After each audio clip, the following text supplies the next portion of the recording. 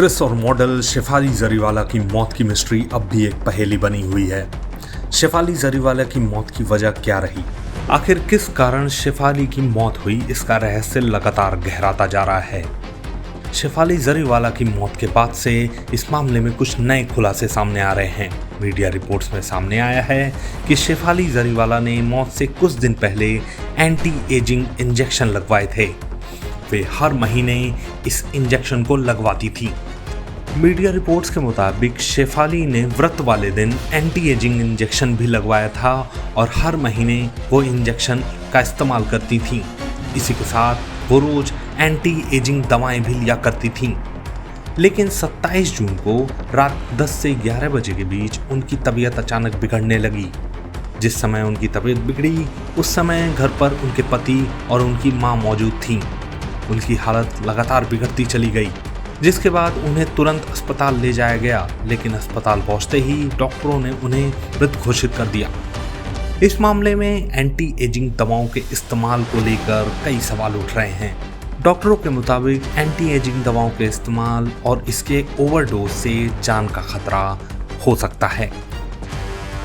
Actress model Shefali Jariwala की मौत हो चुकी है, लेकिन अभी भी उनकी मौत की मिस्ट्री बरकरार है। कई सारे सवाल खड़े हो रहे हैं क्योंकि दवाइयों का सीधा सीधा कनेक्शन उनकी मौत से जोड़ा जा रहा है। कई सारी वो दवाइयां बिना प्रिस्क्रिप्शन के ले रही थी, तो क्या इसकी वजह से कार्डियक अरेस्ट के जरिए मौत हो सकती है या कोई मौत का कारण बन सकती है? इस बारे में हमारे साथ बात करने के लिए senior physician doctor Gautam Bhansali ji हैं। सर, मौत इस समय जो है मिस्ट्री कहीं ना कहीं बनी हुई है शेफाली की। आप इसको किस तरीके से देखते हैं? जो दवाइयां उनके जो है घर से मिली हैं और बड़े मात्रा में मिली है, उसको किस तरीके से देखते हैं? और मौत, क्या आपको लगता है कि इसमें कहीं ना कहीं वो मिस्ट्री है? जो भी वॉट एवर इंसिडेंट्स हुआ है with that such A lovely lady, it's a highly unfortunate thing. अभी तक पोस्टमार्टम रिपोर्ट बाहर आई नहीं है, सार्वजनिक नहीं हुई है, तो अभी कुछ कहना मुश्किल है कि वो क्या वजह हुई है। ऐसे बता रहे हैं, इनिशियल जो रिपोर्ट आ रही है बता रहे हैं कि हार्ट अटैक हो सकता है या हाइपोटेंशन, ब्लड प्रेशर कम हुआ है, शायद उसके बाद में हार्ट अटैक हुआ है। और एक ये भी चीज़ आई है जो शायद उन्होंने अपने पॉडकास्ट में पहले एक्सेप्ट भी किया था कि वो glutathione, vitamin E, C plus multiple vitamin के सप्लीमेंट्स वगैरह, जो भी बातें पेपर में आ रही है या जो मालूम पड़ रही है उसके आधार पर लग रहा है कि मल्टीपल विटामिन्स और ये सप्लीमेंट्स वगैरह काफ़ी ले रहे थे। उनके लेने की वजह से जनरली नहीं होता है, बट यस, अगर आप ओवरडोज लेते हो, विदाउट डॉक्टर के सुपरविजन में लेते हो, विदाउट डॉक्टर अंडर ऑब्जर्वेशन लेते हो और अपनी मर्जी से अगर ज़्यादा मात्रा में, जो एक निर्धारित डोज होती है हर मेडिसिन का, चाहे वो ग्लूटाथियोन है जिसके इंजेक्शन भी लोग लेते हैं स्किन ग्लो करने के लिए, एंटी एजिंग के लिए, वो अगर एक निर्धारित मात्रा से ज़्यादा मात्रा में लेते हो तो डेफिनेटली ओवरडोज नुकसान करती है। साइड इफेक्ट उनके होते हैं और शायद हो सकता है कि उसकी वजह से हुआ हो या नहीं, वो कहना मुश्किल है। अनफॉर्चुनेट थिंग है, वो तो पोस्टमार्टम रिपोर्ट के बाद पता लगे। सर, अभी तक जो है ये बात समझ में आ रही है कि 27 तारीख को जिस दिन उनका देहांत हुआ था उस दिन वो व्रत थी, लेकिन व्रत रहने के बाद भी उन्होंने मेडिसिन लिया था। तो क्या वो भी एक वजह हो सकती है कि खाली पेट जो है दवाई लेने से कार्डियक अरेस्ट हो सकता है, ब्लड प्रेशर लो हो सकती है?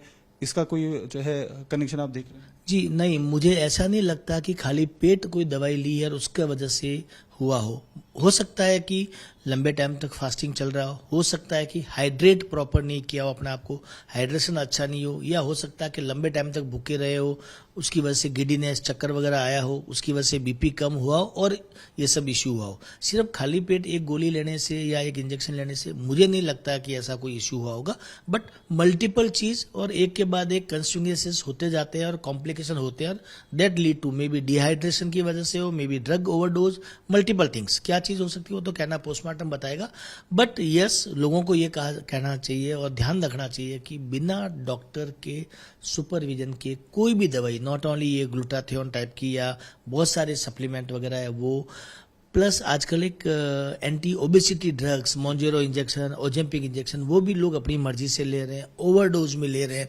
बिना डॉक्टर के प्रिस्क्रिप्शन के भी कई जगह मिलती है वो ले रहे हैं। वो सब चीज़ें डॉक्टर की बिना सलाह के नहीं लेना चाहिए। सर कार्डियक अरेस्ट जो मल्टीविटामिन्स जो है लेते हैं सेलिब्रिटीज खासतौर पे, जैसा कि आपने कहा है एंटी एजिंग जो है जनरली वो लोग दवा लेते हैं, तो क्या उसकी वजह से कार्डियक अरेस्ट किसी भी समय पे आ सकता है? जैसे कई बार हमने देखा है सेलिब्रिटी अचानक से जो है जिम में समय बिता रहे होते हैं और वहां पर कार्डियक अरेस्ट आ जाते हैं, तो इसकी पॉसिबिलिटी ज्यादा हो जाती है? जी डेफिनेटली। जो ये कार्डियक अरेस्ट का मतलब बेसिकली होता है कि आपका हार्ट जो है वो पंप करना बंद कर ले। हार्ट आपका एक पंप का काम करता है, जैसे एसी होता है, एसी काम करता है, उसमें अगर पंप आपका बंद हो जाएगा तो एसी चौकअप हो जाएगा। ऐसे अगर हार्ट बंद हो जाएगा तो वो जो रिलेटेड, चाहे वो हार्ट की मसल है, चाहे बाकी बॉडी के जो अदर ऑर्गन्स है, चाहे ब्रेन, किडनी, लिवर, वहाँ सब जगह पर ब्लड सप्लाई हार्ट करता है, हार्ट की तरफ से होती है। ब्लड सप्लाई मतलब बाकी सारे ऑर्गन को जीवित रहने के लिए ऑक्सीजन और न्यूट्रिशन मिलता है। अगर वो कम होने लगता है, हार्ट अटैक के अलावा अगर हार्ट अरेस्ट में जाया मतलब पंप आउट नहीं हुआ, तो पेशेंट के जाने की संभावना रहती है। उसके होने के अलग अलग कारण हो सकते हैं, न केवल मेडिसिन, न केवल इंजेक्शंस, बट अगर कोई मेडिसिन और प्लस आपकी बॉडी में अगर कोई और जो दूसरी कुछ प्रॉब्लम हो। कई बार पेशेंट अनकंट्रोल्ड डायबिटीज का रहता है, अनकंट्रोल्ड हाइपरटेंशन का रहता है, कुछ एडेड चीजें होती है और वो उसमें अगर एक नुकसान का काम करती है तो उसकी वजह से हार्ट अटैक आने की भी संभावना रहती है। जिम में जैसे लोग एक्सरसाइज करते हैं, जरूरत से ज्यादा करते हैं, आपको 5 किलो उठाना है, 10 किलो उठाना है, लेकिन पहले दिन पे 20-20 किलो उठाने लग जाते हैं, सडनली ओवर डाइटिंग करने लगते हैं कि हमको 6 पैक बनाना है। ये सब चीजें गलत है। ओवर डाइटिंग, ओवर एक्सरसाइज, कोई भी चीज ओवर वो ठीक नहीं है। आपकी बॉडी के हिसाब से, आपके एज के हिसाब से जो चीजें जैसे जरूरत है डॉक्टर के हिसाब से, और एक प्रॉपर जो डाइटिशियन या न्यूट्रिशनिस्ट और डॉक्टर के गाइडेंस में ही करना चाहिए। आजकल आप देखेंगे कि इंस्टाग्राम, यूट्यूब पे हर दूसरा तीसरा आदमी एक तरह से सलाह देता है। हर कोई आदमी डॉक्टर बना हुआ, कोई कहता है कि ये मत खाइए, ये मत पीजिए, कोई दालचीनी बोलता है, कोई क्या बोलता है। अननेसेसरी शरीर की जो रचना है वो बिगड़ती है। सडनली आपकी बॉडी में चेंज करते हैं तो चेंजेस आते हैं और वो आपकी बॉडी अडप्ट नहीं कर पाती है और उसकी वजह से फाइनल नुकसान होता है हार्ट को, और हार्ट की वजह से लोग जा रहे हैं। एपिलेप्सी जो है तो लेकर भी उन्होंने कुछ समय पहले एक पॉडकास्ट के इंटरव्यू में बताया था कि लगभग 15 से 20 साल तक वो उस चीज से काफी ज्यादा जूझती रही हैं। तो उसकी चूंकि अब मेडिसिन एक 15 से 20 साल एक लंबा समय होता है, उसकी मेडिसिन ले रही हैं, फिर मल्टीविटामिन ले रही हैं और जो है एंटी एजिंग के जो है दवाइयां ले रही हैं। आपको लगता है ये भी एक वजह हो सकता है तरह तरह की बीमारियां लेना विदाउट प्रिस्क्रिप्शन, विदाउट सजेशन जो है डॉक्टर्स के लेना? कोई भी मेडिसिन, चाहे वो पैरासीटामोल भी क्यों ना हो, वो भी नुकसान कर सकती है आदमी के शरीर को। ब्रूफेन की गोलियां लोग बहुत बीच में खाते थे, उसकी वजह से किडनी खराब बैठते थे। आज के डेट में देखेंगे कि किडनी के बहुत सारे पेशेंट आ रहे हैं। सो मेरा ये कहना है कि कोई भी दवाई, कोई भी मेडिसिन बिना डॉक्टर की सलाह के, बिना डॉक्टर के सुपरविजन के, एक्सपर्ट होना चाहिए साथ में, तभी आप लीजिए। आप जिम में भी अगर एक्सरसाइज करते हैं तो जिम ट्रेनर के साथ करते हैं, आप ऐसे नहीं करते हैं। सो हर चीज के एक एक्सपर्टाइज होते हैं, उनकी सलाह के साथ लेना चाहिए। नहीं लेने पे और बिना सलाह के, बिना अपनी मर्जी के कोई भी काम करते हैं और जल्दबाजी के चक्कर में काफी, आप अगर अखबार में पढ़ते होंगे, टीवी में देखते होंगे कि लोग बोलते हैं कि मैंने एक महीने में 10 किलो वजन कम कर दिया, 15 किलो वजन कम कर दिया। वो अच्छी बात नहीं है। एक महीने में आइडियली आपका बॉडी वेट अगर आप डाइट से, एक्सरसाइज से कम करते हैं तो 3 किलो, मैक्सिमम 4 किलो, उससे ज्यादा करना ठीक नहीं है। आपकी बॉडी अडप्ट ही नहीं कर पाएगी, आपका मेटाबॉलिज्म आपको अलाउ नहीं करेगा। सो ये जो चीजें आजकल एक फैशन चला हुआ है इन सब चीजों का, एंटी एजिंग का और पतला होने का। एंटी एजिंग के लिए लोग ग्लूटाथियोन ले रहे हैं, जो जाओ कोई भी जा रहा है, कोई भी इंजेक्शन लगा रहा है, उसके रिएक्शंस हो रहे हैं। अभी एक यंग लड़का था, यूएस से यहाँ आया हुआ था, उसको लगा कि मेरी स्किन और ग्लो करनी चाहिए, किसी ने बोला कि चले जाओ, उससे जाके ग्लूटाथियोन का इंजेक्शन लिया।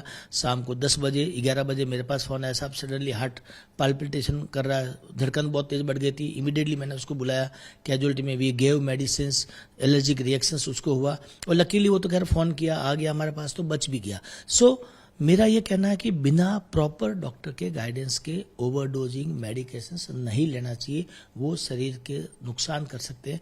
आपका शरीर बहुत कीमती है, आपका अपना शरीर है, इसके साथ किसी और को अलाउ नहीं करना चाहिए खिलवाड़ करने का। आखिरी सवाल सर, आपको इस मौत में सिंपल कार्डियक अरेस्ट डेथ दिख रही है सर कि something fishy, it need to be investigated? वो कहना मुश्किल है, पोस्टमार्टम रिपोर्ट आएगी वो ही बताएंगे, अपन इसके बारे में कमेंट नहीं कर सकते, या वो तो इन्वेस्टिगेशन एजेंसी है वही इसके बारे में बता सकते हैं, लेकिन जो भी है ठीक नहीं है। हमसे बात करने का बहुत बहुत शुक्रिया। तो ये थे डॉक्टर भंसाली, जिनका साफ तौर पर कहना है कि जो घटना हुई बेहद दुखद हुई है, लेकिन कहीं ना कहीं सेलिब्रिटीज के अंदर स्किन टोन के साथ साथ अपनी जो स्लिम फिगर होती है उसको बनाने के लिए जो एक अजीब सा जुनून होता है, उसकी वजह से बिना डॉक्टर के प्रिस्क्रिप्शन के जो दवाइयां लेते हैं उनकी वजह से कार्डियक अरेस्ट जैसी घटना हो सकती है। लेकिन इस मामले में क्या सच है वो जब पोस्टमार्टम की रिपोर्ट सामने आएगी तभी पता चलेगा।